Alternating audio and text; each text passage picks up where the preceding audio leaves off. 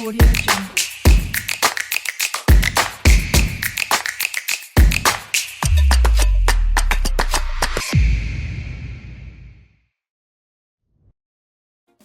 Përshëndetje shikues të dashur të emisionit Dita me ne, po takohemi si çdo herë tjetër, si çdo ditë tjetër, nga e hëna në të premten bashkë me mua Diorën, edhe me shumë musafir special me tema interesante dhe gjithë ata që mundohemi me pru ekskluzivitetin dhe për t'ja bërë të juve sa më të bukur edhe pas ditën. E kësaj here faktikisht kemi në lidhje direkte zotin Dashnim Hebibi, PhD, faktikisht president Institutit Shkencor Helvetik të Europës Juglindore me Selina Zvicër, si dhe kryeredaktor i SEM 24.info në Zyrim. E ndër të tjera do të flasim edhe për jehonën ndërkombëtare të poezisë së tij, e cila tashmë ka mbërritur edhe në krejt botën, po edhe në Venezuelë, kështu që duke u bërë zëri i shumë shqiptarëve anë mban botës. Faleminderit shumë zoti Dashnim që keni gjetë kohë për kundër krejt punës, kontributit edhe angazhimit që keni në masa ditore atje. Faleminderit shumë. Faleminderit për jush, përshëndetje për ju e nderuar, për stafin tuaj dhe për të gjithë teleshikuesit tuaj. Është kënaqësi dhe nder që po na jepni mundësi edhe neve morgatën shqiptare që të prezantojmë aktivitetet tona. Qenë ka e vështirë të flas, me që edhe unë jam gazetar ka 31 vjet, është shumë e vështirë të flasim për vetveten, po megjithatë ne respektojmë emisionin tuaj dhe juve padyshim edhe stafin tuaj. Okej, ndoshta është mirë nganjëherë me ndru rolet, a? Po, kënaqësi, faleminderit shumë. Faleminderit, e pikërisht për këtë arsye, ndoshta gjithmonë së fundmi edhe na keni mirë kuptuar, sepse asnjëherë nuk hezitoni, sidomos kur bëhet fjalë për mediat shqiptare që janë këto, kështu që ju falenderojmë edhe një herë shumë, po ndoshta mos më marrë edhe juve shumë kohë, do të kishim nis pak për institutin edhe ndoshta gjitha aktivitetet atje, me na tregu pak edhe punën si drejtor, sepse është një përgjegjësi goxha e madhe, po besoj. Po e nderuar, Instituti Helvetik e Evropës Juglindore është një institut shkencor, është filluar një nismë me pionerin e gazetarisë shqiptare, profesor Dr. Lukman Halili, një gazetar i vjetër, gjeneratat e vjetra e njohin, ka qenë gazetar në radion e Zagrebit, pastaj në Poloni ka qenë profesor universitetin, televizionin e Prishtinës, në Agjencinë e Lajmeve Hina për në Kroaci. Kemi pas filluar të bëjmë diçka më ndryshe për morgatën shqiptare, sepse unë kam marrë në Zvicër në vitin 2000, prej studimeve prej Tiranës, pasi përfundova fakultetin e gazetarisë në Fakultetin Filologjik në Tiranë, dhe aktivitetet e parapavarësisë Kosovës ishin aktivitetet krejtësisht tjetër, duke u marrë me Kosovën, me çështjen e shqiptarëve të Maqedonisë, me shqiptarëve të Luginës Preshevës, ishin turbulencat e asaj kohe. Pastaj tash me ndryshimin e situatës në përgjithësi, ne u mundum që të krijojmë diçka për gjeneratat e reja që do të vinë në Zvicër, dhe konkretisht në shtetet e Zvicra që përkufizohet do thot me Gjermaninë, me Austrinë, me Italinë, sepse Zvicra, siç e dini, është një shtet i vogël dhe prej Zyrit të shkosh në Lugano, do thotë kufizohet me Italinë ka 3 orë, gjithashtu në pjesën e franceze në Lausanne dhe Gjenevë, ashtu i ka 3 orë, dhe ne menduam që të krijojmë një institut shkencor gradualisht me kuadrin e ekipin ton, që kemi gjithçka është humanitare, jo me rroga, me paga, sepse ne punojmë punë të tjera, pastaj për ta ruajtur gjuhën dhe traditat tona kombëtare, menduam që të krijojmë një institut shkencor. Padyshim se në Zvicër janë rregullat ligjore që duhet të respektojmë çdo kund, por në Zvicër janë shtet shumë strikt dhe ne gëzohemi, sepse jam edhe unë shteta si Zvicrës dhe ne Zvicrën shqiptarët, siç e dini, jetojnë afërsisht 400.000 shqiptarë në Zvicër dhe tani më ka ndryshuar struktura e morgatës shqiptare. Kemi 5.000 studentë në për universitetet e Zvicrës, vetëm në Universitetin e Zyriut ku edhe po bashkëbisedojmë, janë 1.000 studentë shqiptarë dhe ne e pam të arsyeshme që jo vetëm me shoqata, me deg partive, shoqëri kurte artistike që veprojnë këtu, të krijojmë një institut që në kuadër të institutit ta kemi një revizë shkencore, sepse edhe studiues të shumtë në Kosovë dhe në treva tona kanë probleme për punimet e tyre shkencore që ti botojnë në për revistat të ndryshme ndërkombëtare. Me që jetojmë në Zvicër dhe kemi të drejtë ekskluzive këto, ne thamë ta krijojmë këtë. Dhe ne e krijuam po Lukman Halili Ndjeri nuk pat fat dhe ai ndroi jetë gjatë kohës së koronës, kështu që më ngeli mu me disa miq të tjerë dhe Zvicra e ka pranuar do të institutin dhe secili institutit për të mos gjatur shumë sepse kemi shumë çka të flasim për këtë pikë, po besoj se do të ishte një interes edhe për ju po edhe për teleshikuesit tuaj që Instituti Shkencor do ta ketë revistën e vet, ne kemi një portal në kuadër të kësaj që kemi filluar në muajin nëntor të vitit 2024, në kuadër të portalit helvetik quhet alforum.ca, në kuadër të kësaj ka tema kryesisht shkencore, hulumtime, punime shkencore të studiuesve të ndryshëm, kryesisht në Zvicër shqiptar, që dërgojmë punimet e tyre në revistën tonë dhe përcjellim padyshim edhe aktivitetet e shqiptarëve atje, sepse kemi disa rubrika pak më precize. Kemi për shembull përditshmëria e diasporës, kemi për gruan shqiptare, kemi për rinin shqiptare, kryesisht në diasporë, sepse në Kosovë dhe në treva tjera shqiptare kemi media sa të doni. Kështu që ne po mundohemi të krijojmë diçka për mërgatën që ju që jeni në Kosovë dhe në treva tona, shikoni dhe të gëzoheni me arritjet tona të mërgatës shqiptare, sepse ju e dini dhe të rishikuesit tuaj e din se diaspora shqiptare ka luajtur një rol shumë të rëndësishëm si në pavarësinë e Shqipërisë, po gjithashtu edhe në pavarësinë e Kosovës, po edhe sot e kësaj dite. Tani me instituti do thotë ka kosto dhe ne nuk mund të arrijmë me njëherë ta krijojmë një universitet shqiptar në Zvicër. Është një si hadiç i madh. Synimet pikërisht formimi një universiteti atje. Po, e nderuar ka qenë qysh në fillim do thotë që gradualisht një portal, një revistë shkencore dhe pastaj ta kemi edhe universitetin. Ne kemi komunikuar me shumë personalitete të filantropë shqiptar që janë me emra, po mos t'i përmendim se ndoshta nuk do t'ishte edhe mirë, po kemi bashkëbiseduar dhe me ata që ata të kontribojnë në këtë drejtim sepse ka kosto një universitet shqiptar në Zvicër, sepse ne kemi të drejtën ekskluzive që përveç universitetit që nëse mbaron në Institutin Helvetik të Evropës Juglindore në kuadër të kësaj, që ta kemi një universitet, kemi të drejtë të japim titull master dhe të doktoratës. Do thotë shteti zvicran na ka mundsuar që ne mund të krijojmë edhe një tempull të dijes në Zvicër sepse kemi një numër shumë të madh të shqiptarëve, jo vetëm të shqiptarëve, me që është i Evropës Juglindore, ne do të japim hapësirë padyshim edhe komuniteteve tjera kroate, për shembull, të shqiptarëve maqedonisë që janë Maqedonisë apo edhe të shteteve tjera që janë në krahasim me Evropën Juglindore që përkufizohen. E tani jemi duke punuar në drejtim se sa do të shkon kjo, nuk e dim sepse nuk varet prej nesh, varet edhe prej mjeteve financiare për të kontribuar. Ne shpresojmë shumë që edhe shtetet tona, Shqipëria, Kosova, po edhe shqiptarët e Maqedonisë që kishin institucionet më herët, po edhe tani kemi zëvendës ministra, kemi edhe ministra që të japin kontribut në këtë drejtim që edhe diaspora shqiptare, jo vetëm në Zvicër, por në Gjermani, në Austri dhe në Itali, me këtë shtete që kufizohet Zvicra, ta kemi për herë të parë një universitet shqiptar, sepse kemi kuadro edhe kemi bashkëpunuar memorandume bashkëpunimi.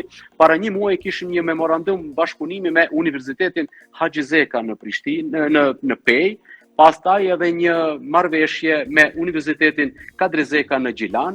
Kemi bashkëbiseduar edhe me institucione të tjera të dijes në rajon në Shqipëri, në Maqedoni, që ngadal me hapa të ngadalshëm, por të sigurt që ta bëjmë realitet një ëndër të shumë shqiptarëve këtu në Zvicër, sepse ne Zvicrën e quajmë sa dheu joni dytë. Patjetër, ndoshta krejt ajo e mira në fund edhe ju kthehet edhe ju, sepse një kontribut i jashtëzakonshëm e përmendet vice e shekuj me radhë e kemi pasur pikërisht prej diasporës, u urojmë që të gjeni mbështetje, sepse një iniciativë dhe një ide perfekte po themi për hapjen e një universiteti, që ta kemi edhe një universitet pse jo shqiptar. Po e përmendëm pak në pikat shkurta dhe në fillim të prezantimit edhe shoqatën mediale, po themi, sam24.info.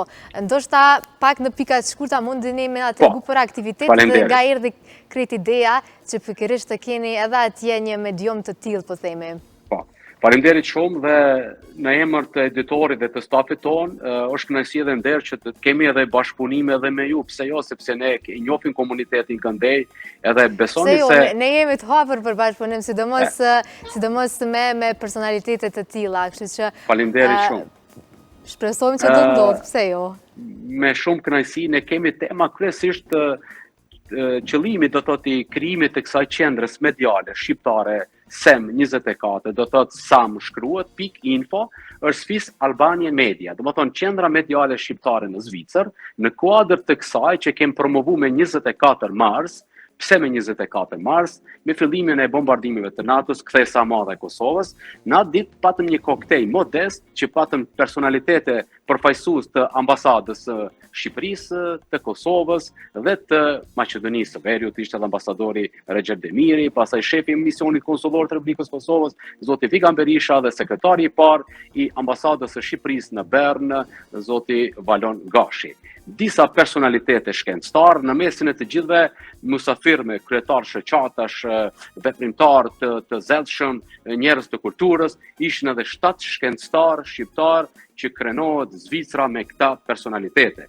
Dhe ne patëm një koktejl të mundsuar nga editori Petrit Markej, një vizionar, një adhetar, një afarist që ka disa biznese të tjera, dhe neve na mund të dha mundësi që të krijojmë këtë platformë mediale, do të thotë në kuadër të qendrës mediale thash shqiptare në Zvicër, të kemi edhe një podcast që pastaj të bashkëpunojmë edhe me një televizion toni në Kosovë dhe në Shqipëri, që temat të zgjedhura, padyshim duke i plotësuar kushtet që duhen për një televizion që një herë në javë të na jepet mundësi hapësirë një orëshe me aktivitetet e shqiptarëve përmes podcastit, sepse vërtet kemi shumë personalitete. Nuk është më diaspora shqiptare e viteve 80-ta, viteve 70-ta, 90-ta apo 2000-ta, tani kemi gjeneratën e tretë të nderuar, gjeneratën e katërt, që nuk ka shtëpi shqiptare po flas në Zvicër, me që jam edhe njohës, mund të them lirisht njohës i mirë i diasporës shqiptare, sepse kam doktoruar me temën diaspora shqiptare dhe roli i saj në shtetëformimin e Kosovës nga viti 98-2008, kam botuar shumë libra për mërgatën shqiptare, do thotë jam njohës i mirë i mërgatës shqiptare, e di se si merr frym diaspora shqiptare, kështu që ne në kuadër të kësaj do të japim mundësi të rive, do të japim mundësi njerëzve që janë anonim, por janë kontribues të mëdhej edhe të shtetit zvicran ku jemi të jetu këtu, po që edhe Kosova dhe trojet tona krenohen me mërgatën shqiptare, sepse gjithmonë i është krenu, po besoj që do të krenohen edhe në të ardhmen. Dhe jo pa arsye quhet diaspora shqiptare si arteria kryesore e zhvillimeve në të mirë të atë dheu. Ne jetojmë këtu, ne jetojmë fizikisht këtu, pikërisht sepse deshta mund dal te kjo pjesa, falem se ndoshta të ja të lutem më shumë. Sa është ndoshta e vështirë sepse e dim rolin e mediave kudo në përbot, por sidomos në vendin tonë, ndoshta hasin në vështirësi, sidomos në vendin ku jemi, por po besoj që sfida akoma më të mëdha hasni edhe jo në një vend po themi që nuk është atë dheu juaj, kushtimisht. Sa ka qenë e vështirë pikërisht formimi një platforme të tillë në një vend të huaj, po themi, ndonse ne cekëm që Zvicra për juve është një shtëpi e dytë padyshim edhe për shumë shqiptar, po cilat ndoshta kanë qenë ato sfidat ose problemet që keni hasur në fillim. Sa ka qenë e vështirë ndoshta formimi i kësaj platforme? Padyshim, me nderuar ju e dini, kur don një profesion, edhe padyshim që do të kesh sukses edhe nuk lodhesh. Sidomos gazetaria, po më duket që e ka këtë efektin që sa do që lodhesh, afet të mban. Sa do toksike nga njerë që bëhet, a? Shumë e saktë. Profesioni unë thash, kam doktoruar shkenca politike, po gazetarisë nuk mund të largohem. Përsëri fotoaparati me veti, telefonin. Ja, është e pamundur, qofse një herë ke fillu. Shumë e saktë. Është një virus i mirë për organizmin. Ata që kisha thënë, ata që dëshirojnë që të mos plaken le të merren me gazetari. Po me gazetari të merr jo me gazetari, sejmen gazetarësh nuk është mirë që të merr. Gazetaria është një profesion i mirë, është profesion shumë i lezetshëm. Është profesion fisnik. Ju e dini fuqinë e medias, se çfarë fuqie ka mediat me një shtet. Nuk ka qenë e lehtë, po fal donatori, do thotë afaristit, që ka një vizion të gjerë, është një oqean në aspektin shpirtënor, e ka mundësuar që ta kemi një redaksi modeste, me një kënd modest, dhe duke i përfshi temat e mërgatës, aktivitetet e shqiptarëve, shkolla plusuese shqipe, lidhja arsimtare dhe prindër shqiptar, pastaj me shoqatat shoqëror, kulturore, shoqatat humanitare, që t'japim hapësirë atyre që të mos shuhen këto shoqata, sepse ka nevoja dhe ojon akoma për mërgatën shqiptare. Pastaj edhe të kemi edhe ligjet ma dheon tonë. Ne presim shumë që të kemi bashkëpunim edhe me institucionet tona, qoftë Shqipërisë, qoftë Kosovës, po edhe të shqiptarëve të Maqedonisë, nuk po e fus shqiptarët e Luginës sepse dim në çfarë situate janë, dhe shqiptarët e Malit Zi, edhe pse ata janë në një pozitë pak më të mirë, ndërsa ne shqiptarët e Luginës me që vjedhun nga Lugina, jemi në një situatë vërtet jo të favorshme, jo të mirë siç e dinë gjithë shqiptarët gjithandej. Prandaj përmes kësaj platforme ne do të japim ide, do të japim hapësirë edhe të rinjve. Pronari do thotë zoti Petrit Markaj që vjen me përardhje nga Gjakova dhe jeton në Prishtinë dhe momentalisht jeton këtu në Zvicër me familjen e tij. Para pak ditësh, do thotë para një jave, ka hapur edhe një diskotekë shqiptare, jo të përfitoj mjete prej diskotekës, po të krijojmë njerëz të ri, talenta të ri, të organizojmë programe të mira që prej kësaj diskoteke dhe përmes qendrës tonë mediale të ecin ata dhe të kenë suksese, jo të marrim këngëtar me çmime astronomike për të sjellur mërgjimtar tanë vinë në diskoteka, edhe pse ato padyshim që janë të mira, po ne nuk e kemi atë qëllim pronari, dëshirojmë që nga kjo të dalin në kuadër i ri. Do të thonë qendra mediale SEM 24 do ta ketë edhe një revistë mujore që do t'i përcjellim lexuesve tanë përmes postës dhe t'i shkon në shtëpi, do të ketë tema kryesisht 80% do të jenë me tema të mërgatës shqiptare. Jeta e mërgjimtarëve, sfidat e gruas shqiptare, sfidat e moshës së tretë, e gjenerata 3 dhe të 4, e kështu me radhë. Kto janë do të thotë ato, padyshim, po. Jemi mësuar që zakonisht diaspora ka qenë informuar nga media, kështu që diçka ndoshta më unike është që pikërisht pse jo të keni edhe një medium, një platformë atje që pikërisht të informoheni në vend të juaj dhe të mos keni ndoshta edhe pse tash teknologjia ka vëtë vetën, po të keni diçka të jujen dhe të informoheni në çdo kohë, në çdo sekond. Sepse dim që ndoshta mediumet të tilla në vende ku e kemi diasporën janë të pakta, ose mundemi t'i numërojmë në gishta, po themi. Po shipe, nderuar, ne kemi nevojë për mediat padyshim ta dhëoton, sepse ne në shtëpi tona juve ju shikojmë nga diaspora me ato aktivitete që zhvillohen në Kosovë dhe në treva tjera shqiptare, po ne jemi pak më diçka tjetër, do thotë me ato tema ne krijojmë materiale, bëjmë gazetari për mërgatën shqiptare. Dhe ju andej do të se nuk ka shtëpi shqiptare që jeton në treva tona që nuk e ka një antar të familjes në diasporë. Dhe të gëzoheni ju me diasporë shqiptare, profesor doktor në universitet. Për shembull Xhavit Lipa ne ke një studius më të madh të demencës në universitet, e ke që punon në Andermat, e ka një spital të madh, është shefi i spitalit, e ke Florim Cuculin, një ndër kardiolog më të njohur, e ke Ylberin Qusaj, është në Novartis, do thotë që ka marrë pjesë në zbulimin e barmë të injeksionit të Pfizer gjatë kohës koronës. Do thotë kemi shumë personalitete, kështu që edhe ne ju që jeni andej, po flas ju që jeni andej, ne jemi një, po qeni na dhe të gëzoni me sukseset e diasporës shqiptare, sepse diaspora shqiptare gjatë kohës pavarësisë Kosovës dhe para luftës Kosovës ju e dini ka dhënë kontribut të jashtëzakonshëm. Prandaj nuk është më ajo Kosovë që kërkon prej diasporës që të ndihmohet Kosova, po patriot është sot ai shqiptar që jeton në gurbet, që bën një intelektual në atë dhe që kontribon atje, po gjithashtu me afarizmin atyre. Kur ka qenë nevojshme për Kosovë të mbrohet Kosova me pushkë dhe me ndihma financiare, sot Kosova ka nevojë për investitorë në Kosovë dhe në trevat tona tjera shqiptare që të investojnë dhe të ulet papunësia në Kosovë dhe në vendet tona. Prandaj kjo është ajo esenca, sepse shkojmë realisht. Unë jam me gazetari, do të kam kryer fakultetin e gazetarisë dhe ka 31 vjet që merrem me gazetari. Shqipëria dhe Kosova ka punu pak për diasporën shqiptare në fushën e medias. Ta themi kështu shumë sinqerisht.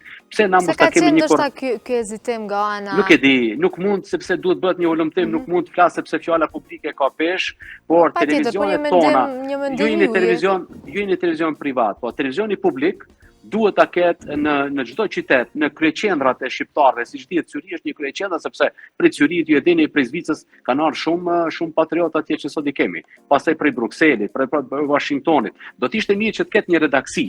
Për shembull, televizioni publik me që është me publiku, ju televizion privat është diçka krejtësisht tjetër. Po televizioni publik e ka obligim ma merr mendja për diasporën shqiptare sepse vetëm në Zvicër janë 400.000 shqiptarë. Kemi një Prishtinë, thuajse ke në diasporën vetëm në Zvicër. E të mos flasim në Gjermani është e të tjera.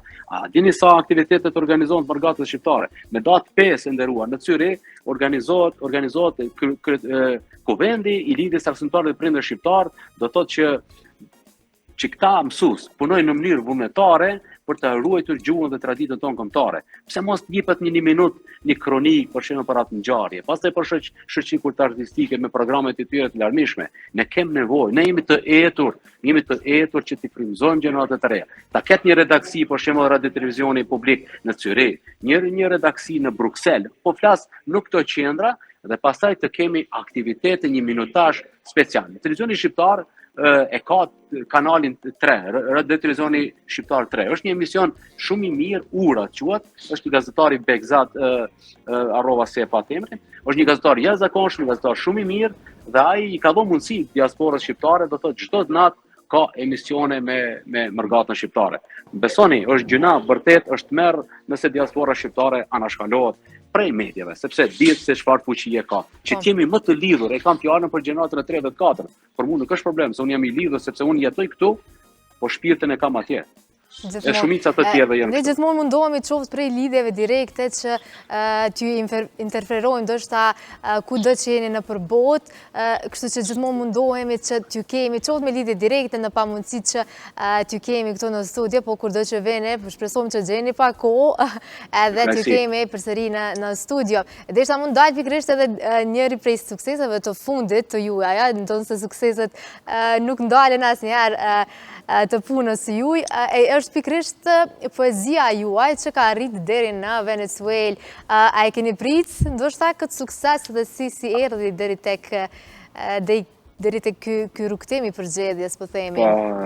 Faleminderit shumë, nderuame. Po ne që nga viti 95 kur isha gjimnaz, duke falendëruar profesoreshën tonë të ndjer, tashmë të ndjer profesoreshën Sadete Presheva, ka qenë poetesha e parë në ish Jugosllavi. Poetesha e parë në ish Jugosllavi që ka krijuar poezinë. Atë në vitin 1972 ka botuar librin me poezi Dallgë zemrash. Në atë kohë, do thotë profesoresha Sadete, së bashku me mua dhe me miq të tjerë jetonin Ardani dhe shumë të tjerë, kemi pas krijuar grupin letrar. Në kuadër grupit letrar patëm themeluar dhe një revistë zgjimi në Preshevë në atë kohë dhe organizojshme aktivitetet shumëta në shtëpinë e kulturës, si garat e recitatorëve, e orë letrare, e koncertet të tjera.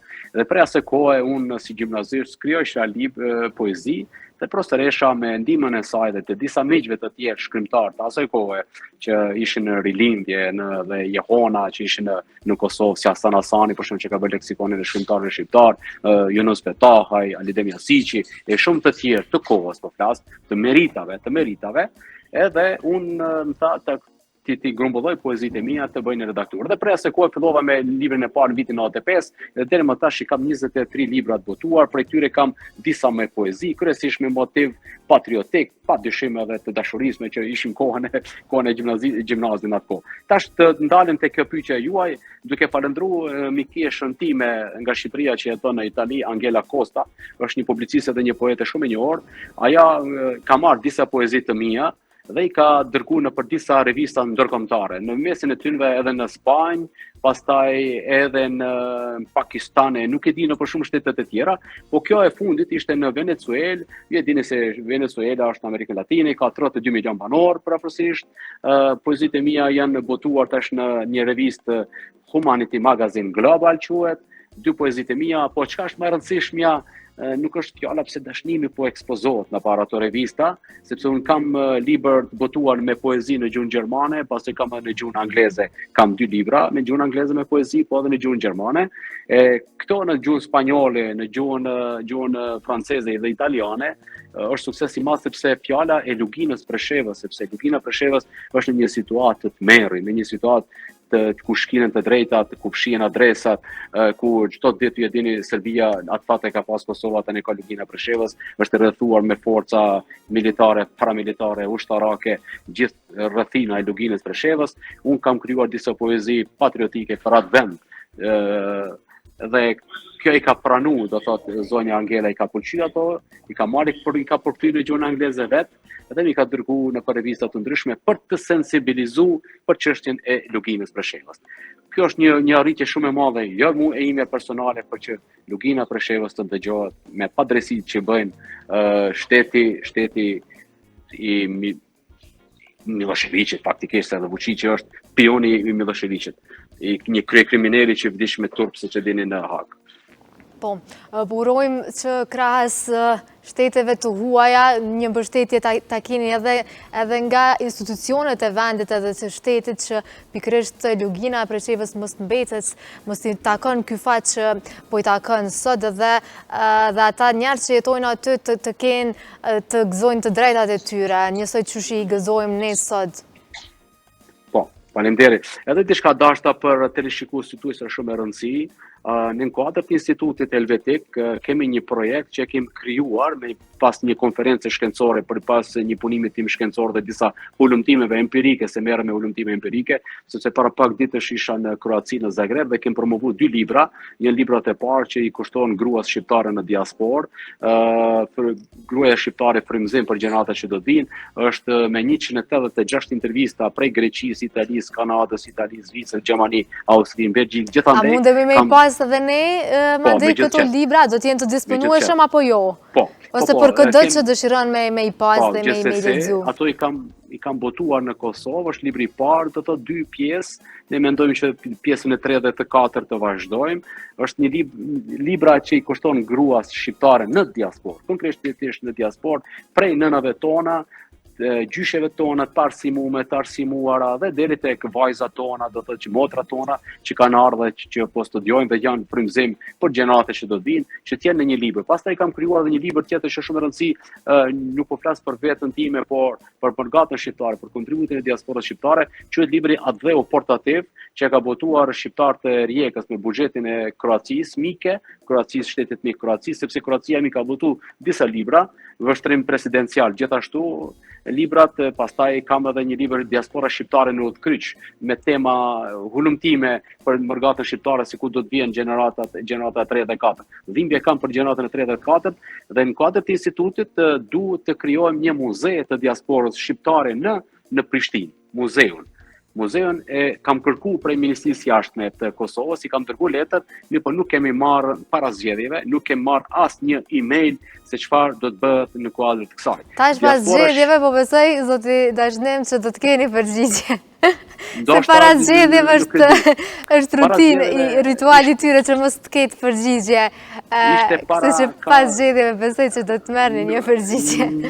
Nëse janë qeveri këta, apo do vinë qeveri tjetër, ne nuk e dim, sepse ne me diaspora shqiptare dhe ja duam të mirën atë dhe tonë, pavarësisht kush vjene, ne respektojmë kushdo që të vjene, kushdo që të jetë në qeveri, ne respektojmë hierarkinë e shtetit tonë, sepse ata na përfaqësojnë neve. Ju e dini më mirë se kush do të jetë më i mirë për ju atje, sepse ne nuk kemi atje, po na kem dëshirë që ta shohim Kosovën më përparimtare, më mirë e kështu me radhë. Prandaj muzeu i diasporës është imediate, është shumë i rëndësishëm që të jetë atje, sepse e dim, thash edhe mos i përsëris fjalit, e dim kontributin e mërgatës shqiptare, sepse ka qenë lobi shqiptar amerikan, Pan Vatra, pastaj kemi Gjim Xhemën, Krembardhën, gjithashtu Lazim Destanin, Bexhet Pacovin, e shumë afaristë të tjerë dhe veprimtarë të tjerë, prej më të thjeshtit që kanë hinë kredi, ka 20.000 marka në atë kohë, e deri në 30.000. Ke për shembull shoqatën humanitare Medvegja nderuar. Shoqata humanitare Medvegja që jeton në Zvicër ka 35 vjet veprimtari, që unë kam përcjell aktivitetet e mërgatës, ka bërë një libër monografi që kam shkruar unë, monografinë e saj, që besoni se me dokument, do thotë, jepën me dokument proces verbalet 5 milion franga, do thotë tash janë afërsisht mbi 5.000 euro, në qoftë i shndrojmë në euro, kanë dhënë kontribut për çështjen shqiptare. Ndihmat e para pas rënies së komandantit tonë legjerar Aden Jasharit, kanë hyrë maunat e para kanë ardhur prej shoqatës humanitare Medvegja, ndërsa Presheva, Buenos e Medvegja sot janë dim çfarë situate. Prandaj diaspora shqiptare ka nevojë ta ketë muzeun në Prishtinë dhe të punësohen disa persona që jetojnë sot në Kosovë, të kenë një pagë ata dhe të janë mirënjohës për mërgatën shqiptare. Pse, për shembull, ne kemi edhe shumë student, zoti Dashnev, se po ndërprej ndoshta her pas here, të cilët pikërisht ndoshta për shkak të rrethanave, student që kanë studiu qoftë etnologji, antropologji, muzeologji, të cilët janë të papunë dhe fatmirësisht ndoshta fatkeqësisht po mendoj nuk e kanë gjetur ende profesionin e tyre, kështu që pikërisht edhe hapja e këtij muzeu do të mundsonte që pse jo dhe ata të gjejnë një profesion të tyre, por ndoshta në tërësi që e thatë dhe pikërisht këtë rëndësinë, edhe pse jo të mos të ketë një vend ku edhe artefaktet, dokumentet, pse jo ndoshta edhe videot, sepse tashmë mund ta kemi edhe këtë pjesën vizuale të muzeve, siç e kemi në ato kombëtar, që pse jo të mos paraqiten edhe aty shumica e eksponateve, artefakteve. Në qoftë se jemi dhe ndoshta nuk po ju marrim edhe juve më shumë kohë. Është kënaqësi, na po bashkëbisedojmë, shumë kënaqësi. Patjetër, unë po ju dëgjoj shumicën e kohës, sepse keni shumë çka me thonë dhe ndoshta gjatë kësaj interviste shumë e pakët dhe mangët me tregu punën shumë vjeçare që e keni, për ndoshta minutat e fundit si e shihni të ardhmen edhe identitetin e mërgatës diasporës shqiptare. Qoftë atje ku jeni, qoftë edhe në vendin tonë, dhe cilat ndoshta do të ishin projektet e reja, nëse ka apo jo, sepse dim që vazhdimisht jeni të angazhuar, punoni, kontributi juaj është i vazhdueshëm me projekte, që e thatë dhe ndoshta këtë synimin që të hapet edhe një universitet shqiptar në Zvicër. Po, nderuar, faleminderit shumë për pyetjen, padyshim se është kënaqësi dhe respekt kur të flas për mërgatën shqiptare, sepse vërtet flas me shumë emocione, sepse e di se me sa mundi mërgata shqiptare ka kontribu për çështjen shqiptare dhe kontribon sot e kësaj dite, është mëkat i madh që të harrohet mërgata dhe kontributi i mërgatës shqiptare.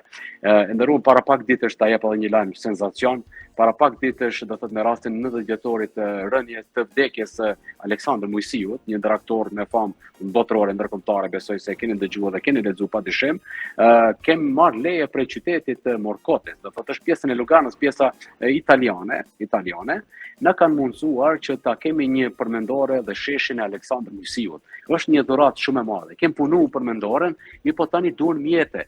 Përsëri mjetet ne si diasporë kemi mundësi ta realizojmë atë, por nuk duam të shkojmë më në atë formën sepse si jetimat. Ne nuk kemi jetima, kemi institucionet tona.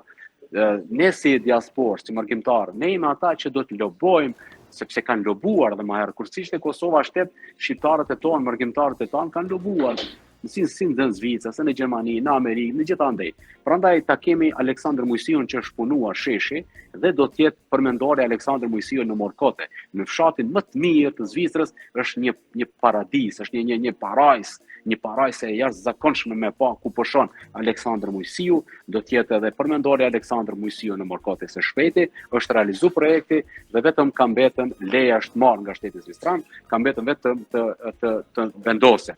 Gjithashtu tash për muzeun e diasporës, kjo varet prej institucioneve tona.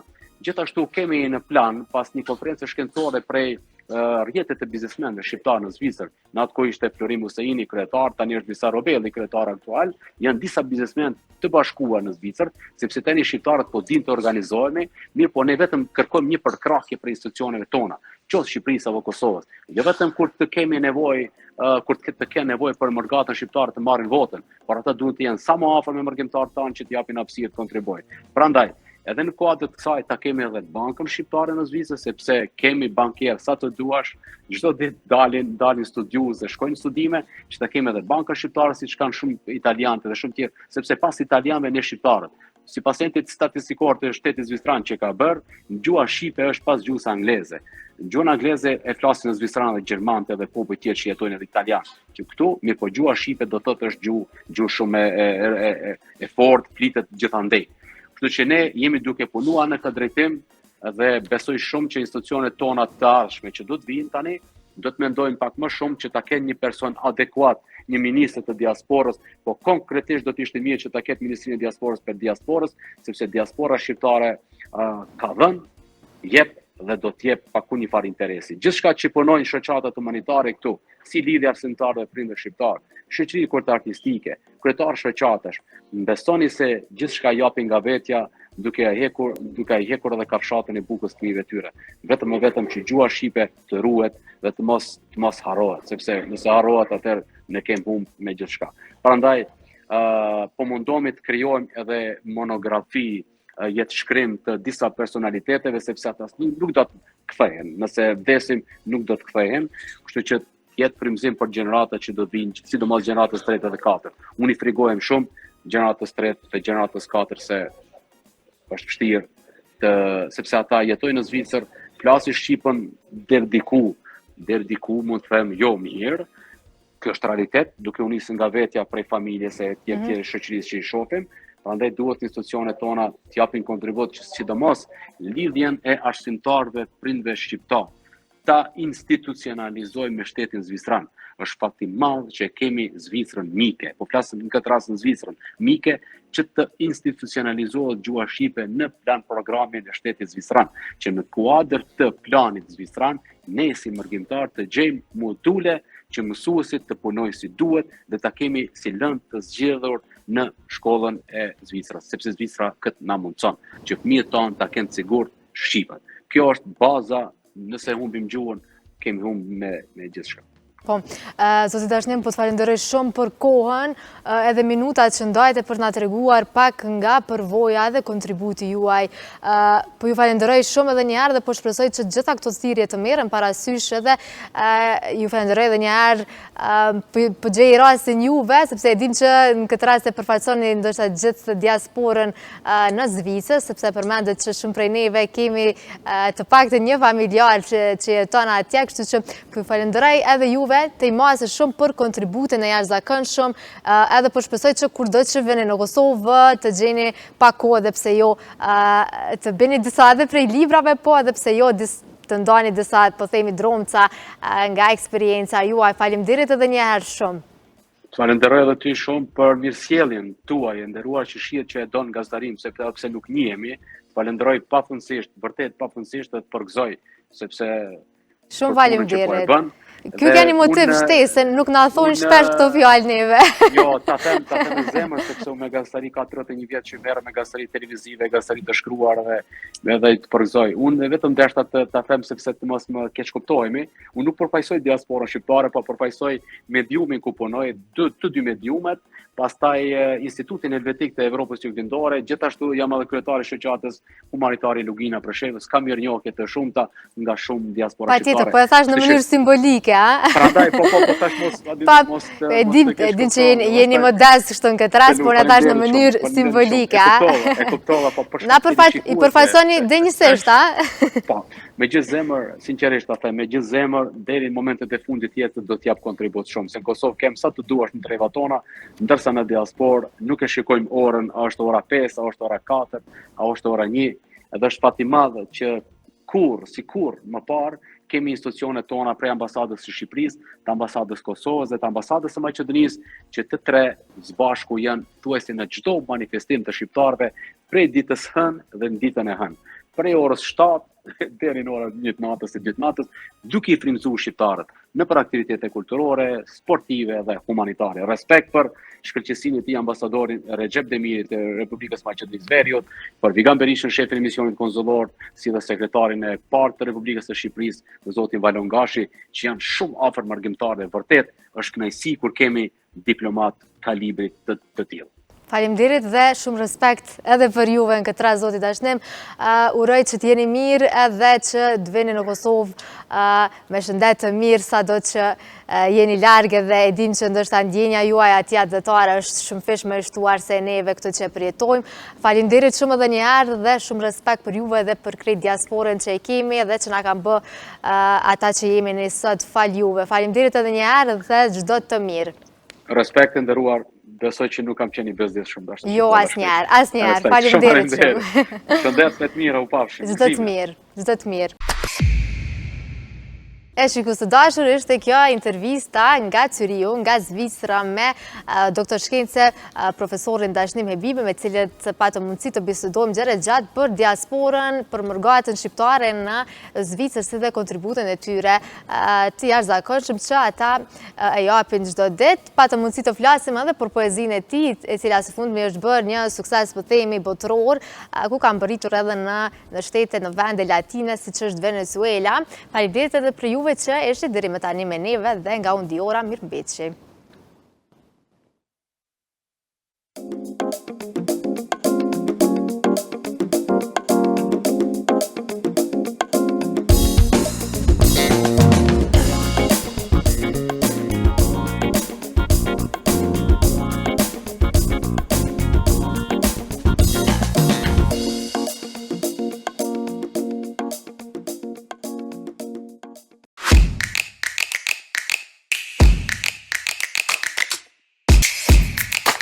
Audio Jungle.